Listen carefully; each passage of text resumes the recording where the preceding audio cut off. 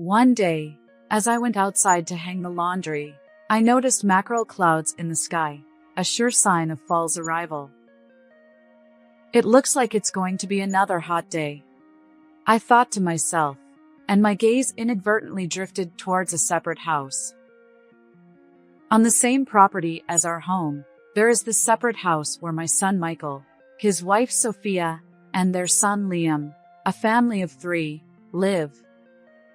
It seems that every time Sophia comes to our house, she takes with her household items such as toilet paper, detergent, and shampoo, and even money from my wallet without my knowledge. However, since I had never witnessed such incidents and had no concrete proof, I couldn't say anything. The household expenses were rapidly depleting, so I decided to take up a part-time job. Of course, I tried talking to Michael about Sophia's behavior, but he wouldn't take it seriously. Therefore, we decided to have a discussion when my husband David, who is working away from home, returns once a month. The meeting would include my husband, myself, Michael, and our grandson Liam. It seems Sophia will join us later. I mentioned that money was disappearing from my wallet. Are you saying Sophia did this? Let's not exaggerate. At that moment, David quietly placed his smartphone on the table and displayed footage from the surveillance camera installed in our home. On the screen, in a well-lit corner of the living room, Sophia was caught red-handed. She had found my wallet in my bag, extracted a few bills, and returned the wallet to its place. Michael was taken aback. But I've been giving her enough for living expenses. Why would she do this? Even after all this, don't you notice anything? Michael seemed startled by my words. He stormed out of the house, heading straight for the separate house. He dragged her back to our house. There, Sophia was shown the surveillance footage, and her face turned pale. My name is Lisa Smith. I'm a 60-year-old homemaker. My husband, David, is away on business, and he only returns about once a month. Both of us are well past the midpoint of our lives, and we'd like to live peacefully. However, it seems that's not so straightforward. When David was assigned to work alone, he seemed a bit disappointed and confided in me quietly. Lisa, I've been assigned to work alone, so I'll be living by myself starting next month. They want me to oversee the team at the new branch office. David has always been admired at work for being a caring and brotherly figure. Indeed, he is very attentive, not just at work, but also at home. I remember when our son Michael was just born, David eagerly took on tasks like preparing milk and changing diapers. Even though he couldn't take parental leave, he made sure to nap with Michael on weekends and during summer vacations. As Michael grew up, David taught him and took him to the park regularly. So, it's unusual to see dependable David feeling down like this. David, you don't need to be so disheartened. After all, you can come back soon, right? I had assumed he'd return in roughly 2 to 3 months. That's the thing. I don't know exactly how long it'll be. Since it involves crossing state lines, I won't be able to see you frequently. I'll only be able to come back about once a month, and that's why I'm worried about you. Why was he concerned about my well-being? For a moment, I wondered, but then it hit me. I have a chronic illness, and I'd recently undergone surgery. Perhaps he was worried about how this might affect me. It's okay. Michael and Sophia are nearby in the separate house, and if anything happens, I'll get in touch. On our property, there's a separate house where Michael, his wife Sophia, and their son Liam live. Michael got married 6 years ago and initially lived in an apartment for about 2 to 3 years. However, due to the landlord's circumstances, he had to move out of the apartment. Eventually, they came to ask if they could live in the separate house. David was not keen on the idea and initially refused. Michael, you know Mom has health issues. I don't want to burden her, so I'm against it. Once, David had turned him away with those words, but when there was less than a month left until eviction, Michael returned. He looked considerably weakened. Dad, please, I won't cause any more trouble. Just let us live in the separate house. Perhaps his perspective had changed by then, as David consented to Michael's family living in the separate house. When I later asked for the reason, David explained that he felt more at ease having them close by, rather than leaving me alone. It's been about 3 years since then, and there's no sign of them leaving. They continue to reside in the separate house. To reassure David, I put on a cheerful tone. I'm fine. The post-surgery recovery is going well, and I'm taking my medication properly. David suggested installing surveillance cameras. Let's add some security cameras. The newer ones have better performance and even come with temperature sensors, which could help prevent heat stroke. You're worrying too much. I chuckled, trying to ease his worries. Later, David did indeed set up surveillance cameras, linking them to an app on his smartphone. I was surprised at first, but since they were positioned high up, they didn't bother me much.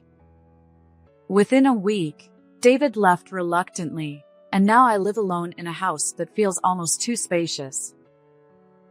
By the way, I hadn't mentioned this to David, but there was something bothering me. It concerned Michael's wife, Sophia. Despite being a full-time homemaker, she frequently left Liam with me and went out somewhere. Occasionally meeting up with mom friends for lunch is understandable, but was it really necessary to do so that often? Moreover, when Liam occasionally came to our house with her, she always seemed to take something with her. Lisa, I'm taking some toilet paper with me. At first, it was just that, so I didn't pay much attention. But gradually, it escalated to household items like detergent, shampoo, and body wash. There was even a time when she tried to take some dishes. She did return the dishes, but still, it was odd. Sophia, are you struggling financially to the point where you can't afford basic items? Huh? No, not at all. Well then, why do you feel the need to take things from our home? It's about saving. With Liam around, there'll be additional expenses down the line. I want to start saving now. So, I thought you'd be supportive, and maybe even provide a little extra assistance. She said it nonchalantly, waved her hand flippantly, and went out again. Sophia was always stylish, talked about going to esthetician appointments, and even had her nails done. But was she truly saving money as she claimed? Michael works diligently from early morning until late at night, and there have been no discussions about financial difficulties. Although I'm curious about her intentions, I refrain from meddling in my son's marital affairs. I don't want to be an overbearing mother-in-law. Meanwhile, my wallet has been gradually losing money, and I suspect Sophia might be behind it. However, lacking concrete evidence and unable to catch her in the act, time slips away. One day, as I went outside to hang the laundry, I noticed mackerel clouds in the sky, a sure sign of fall's arrival. It looks like it's going to be another hot day, I thought to myself, and my gaze inadvertently drifted towards a separate house. Curiously, I've never witnessed Sophia behaving suspiciously, even though I still wonder if she's involved. However, various neighbors have shared unfavorable rumors about her. They claim she walks around town dressed as if she's going to a nightclub, or seen walking intimately with a young man, but I'm quite skeptical. Indeed, she is fashionable, but I've only ever seen her in outfits that one would find in fashion magazines, and she doesn't strike me as someone who would have an affair. Even when she's at the separate house, there are times she's just in her pajamas, so I simply can't imagine Sophia gallivanting about. However, the fact that there are people who have actually witnessed her behavior suggests that there might be an unknown side to Sophia that I'm unaware of. Even as I kept an eye out, money continued to disappear from my wallet. As my living expenses dwindled, I decided to start working part-time until I could gather concrete evidence. I told David it was for a change of pace, but he worried quite a bit. Eventually, he agreed under the condition that I wouldn't overexert myself. Fortunately, I noticed a nearby supermarket hiring cashiers, so I contacted them and went for an interview. Just to be sure, I discussed it with Michael as well. As the day of my first shift approached, I informed Michael, "Michael, listen, I'll be starting a part-time job next week." Why? You just got out of the hospital, and your body is still recovering. It's only about 3 days a week. I'll be fine. But more importantly, it's about Sophia. I decided to take a chance and talk to Michael about Sophia's behavior, thinking he might say something that could lead to some progress. What's wrong with Sophia? Well, lately, she's been taking things from my home, like toilet paper, shampoo, and other everyday items. Could it be that you're having financial difficulties? But Michael was clearly upset. That's not true. I consistently contribute money every month, and Sophia handles the finances. She used to work in accounting, after all. So, she manages our household expenses properly. Well, is that so? But she really is taking things from my home. And about the money. Money? Are you saying Sophia is taking it? Michael looked at me with a puzzled expression. Yes, little by little, money is disappearing from my wallet.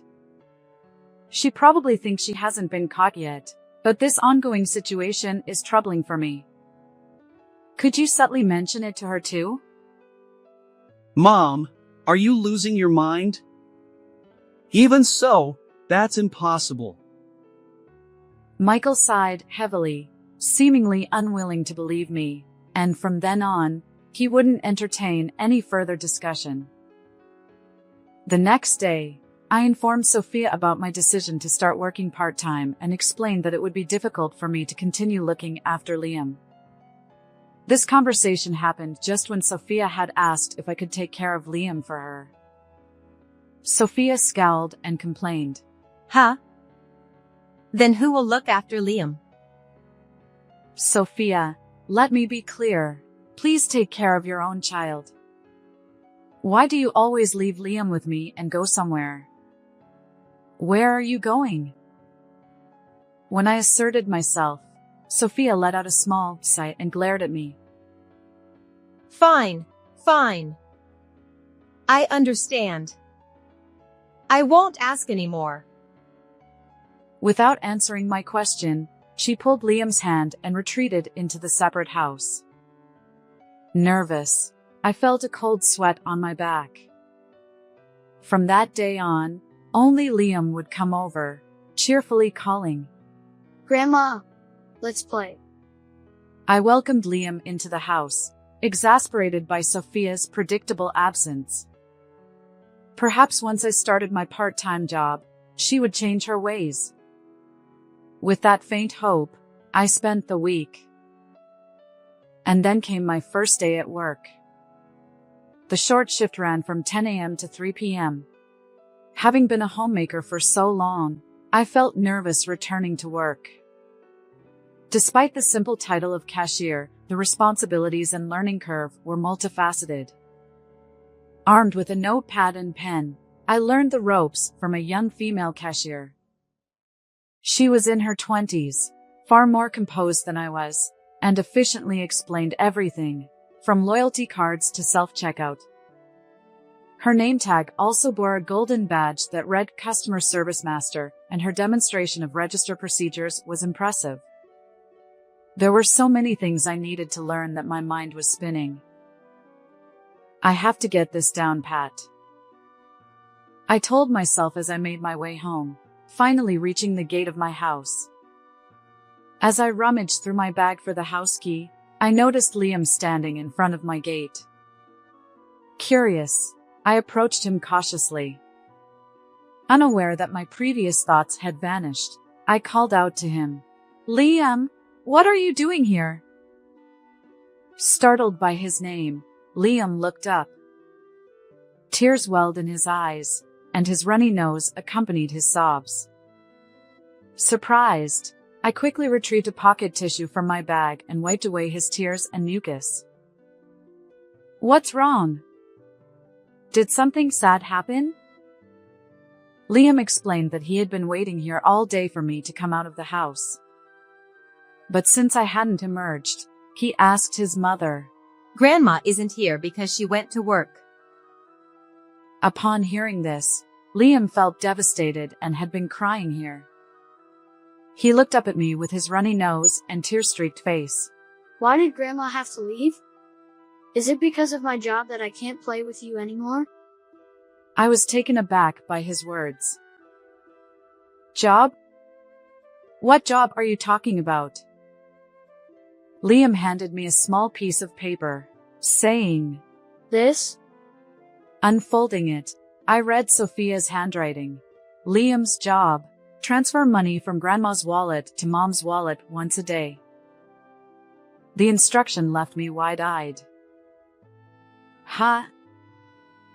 I stammered, staring alternately at the words and Liam's face. Trembling, I asked, Liam, did Mom tell you to do this? He nonchalantly replied, Yep. Mom said it's my job. I'm supposed to be responsible. Mom gave me this paper.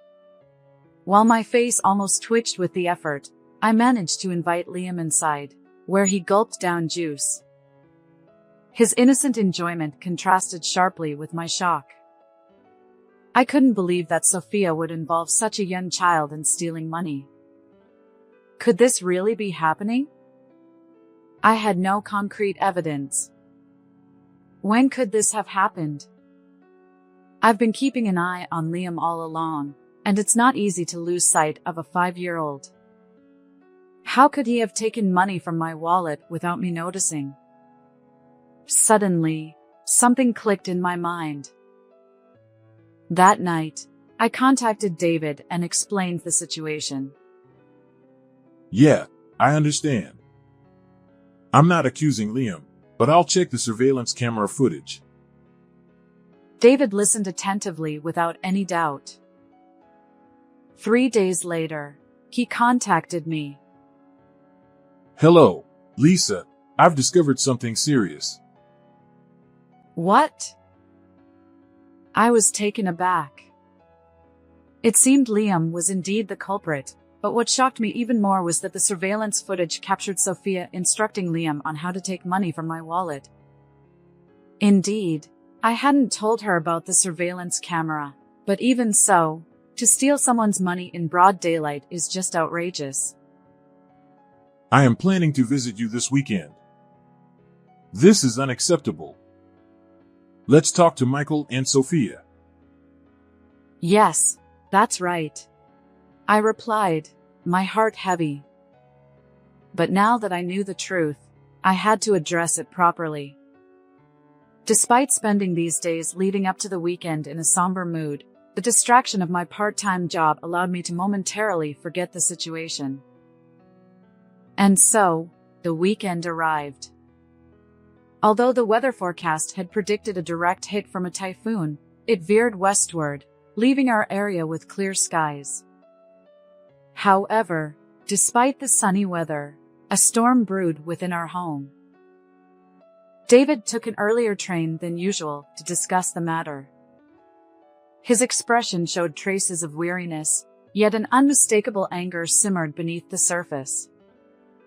I sensed that today would be tumultuous. As soon as David returned, he walked toward the separate house and urgently summoned Michael and Sophia. However, only Michael and Liam arrived. Seated across the living room table, David and I faced Michael and Liam. Michael, what's going on with Sophia? Didn't I tell her to come too? Well, she said she'd come later. The heavy atmosphere seemed to trip up Michael's response. As if mocking the tension, the ice cubes in the glass beside him clinked together. I wanted to talk to her too. Actually, I especially wanted to talk to her. But never mind. First, I'll tell you, Sophia has been taking things from this house.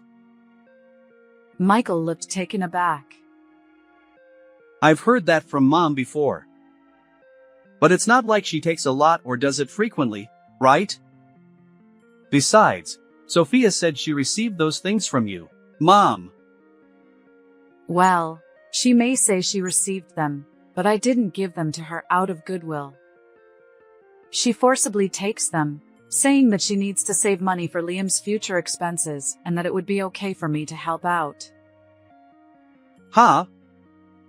Is Sophia really doing something like that? And about the money disappearing from my wallet. Wait, are you saying Sophia is acting like a thief? Enough with the jokes. At that moment, David pulled out his smartphone and placed it quietly on the table.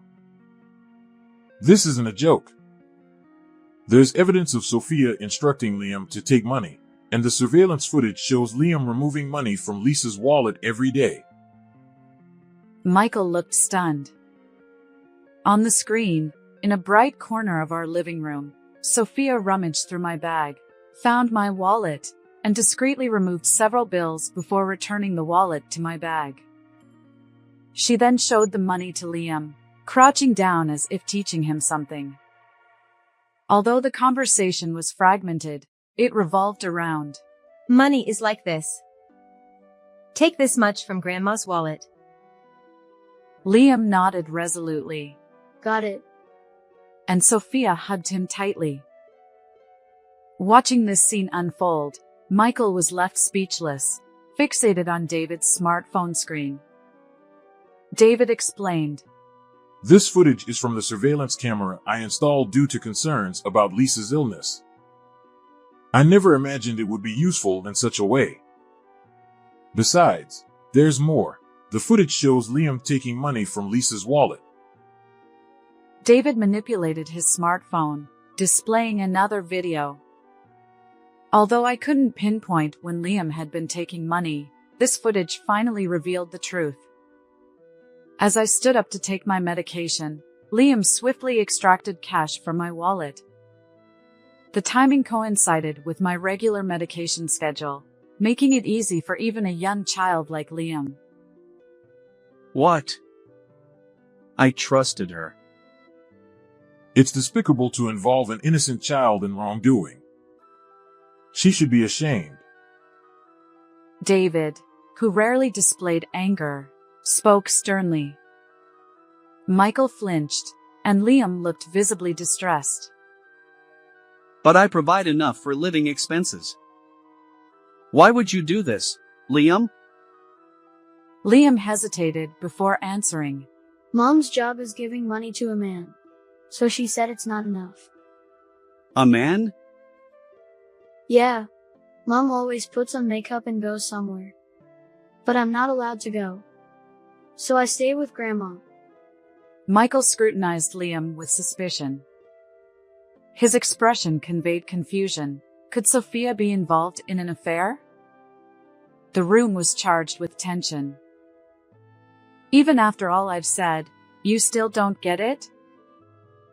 Michael, startled by my words, bolted out of the house with a furious look, dashed towards the separate house, and before I knew it, He was dragging Sophia back with him. Hey, that hurts. Let go. Sophia protested, while Liam, bewildered by the situation, looked on, his eyes welling up with tears. Sophia, what's going on? Explain. Why would you steal money from Mom's wallet when I provide enough for living expenses? And why involve Liam in this? Sophia stared at Michael, her expression a mix of shock and evasion. Her eyes seemed to ask how he knew. What are you talking about? Is there any proof that I did such a thing? Although Sophia dismissed the idea of evidence, Michael presented David's smartphone, placing it on the table. This is the evidence. You had Liam do the same, right? The footage shows Liam taking money from Mom's wallet every day. And during the day, where were you, leaving Liam with Mom? Were you having an affair with a man? Sophia's face turned pale as she watched the screen. Perhaps realizing the jig was up, she clung to Michael, confessing that it wasn't infidelity but rather her frequent visits to an escort club. I'm sorry. At first, it was just for fun. Liam and I spend so much time alone during the day, and the stress of having Lisa nearby was suffocating. I thought I'd do it just once for a change. But it escalated. Once a month, twice, 3 times. She got deeper and deeper into it. I had no choice. I wanted to have fun too. But for that, I needed money. I wanted to spend it on my favorite man. I can't work because of Liam, and the allowance Michael gives me isn't nearly enough. Even so, stealing money from Mom's wallet is no different from being a thief. I apologize. I won't go anymore. I won't visit the escort club anymore. I'll return the stolen money. Please forgive me. I beg you. Sophia pleaded tearfully with Michael, but he seemed furious and unyielding. No! Absolutely not. We're getting a divorce. But despite her tearful pleas, Michael remained resolute, eventually serving her with divorce papers. I had been keeping notes on the amount of money lost, so I used that information to create an itemized bill, which I handed over. Huh? Is it that much? She seemed surprised, but surely she was aware. Despite her attempts to negotiate and get me to relent, I declared that I wouldn't give up a single cent. Sophia, don't you think it's fortunate that I'm not filing a police report?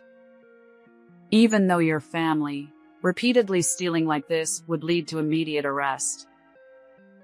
When I said this firmly, she fell silent, biting her lower lip, and left my presence. Additionally, during the divorce proceedings, Michael demanded alimony from Sophia. A colleague at work recently divorced and recommended a good lawyer. Surprisingly, even in this situation, rumors circulated that Sophia couldn't quit her escort club visits and had accumulated tens of thousands of dollars in debt. I couldn't fathom what drove her to such extremes, but it seemed only a matter of time before things spiraled out of control. As for me, now that I no longer need to work part-time, I quit the supermarket job and spent my days relaxing at home. Although the separate house remained unoccupied, Michael and Liam moved into the second floor of the main house.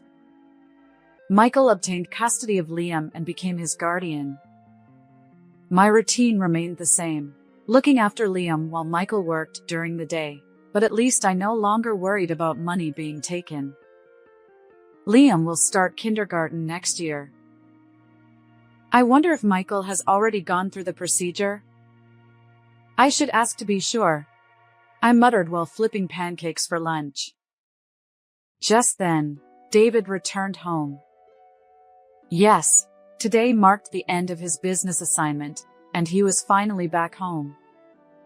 It had been weeks since I last saw his face, but he entered the living room with an unusually bright expression, clearly delighted. I'm home. Welcome back. Lunch is ready. Welcome home, Grandpa. And so began our life together, David, Michael, Liam, and me. It felt truly peaceful. Despite the lingering summer heat, fall was approaching. David, ever eager to play with the kids, suggested, How about a maple leaf viewing trip during the upcoming long weekend? I chuckled, considering his age, but I continued making pancakes for him. How did you like our talk this time? Please don't forget to subscribe to our channel. See you in the next video.